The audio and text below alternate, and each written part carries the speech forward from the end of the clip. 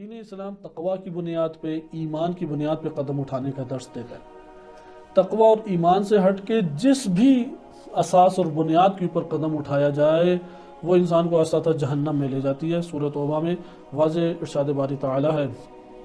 کہ وہ شخص جس نے اپنی بنیاد کو رضوان الہی کے اوپر رکھا، افمن اسس بنیانہ،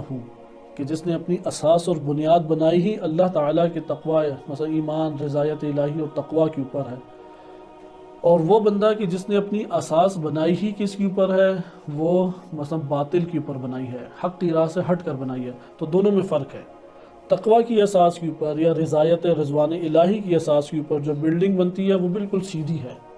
اور جو گمراہی کی راہ کے اوپر ہے اس کی مثال قرآن نے پیش کی کہ آپ ایک نہر لے لیں، نہر کے کنارے ہوتے ہیں اور کنارے بعض اوقات محکم ہوتے ہیں، بعض اوقات ٹوٹ رہے ہوتے ہیں، کچے ہوتے ہیں،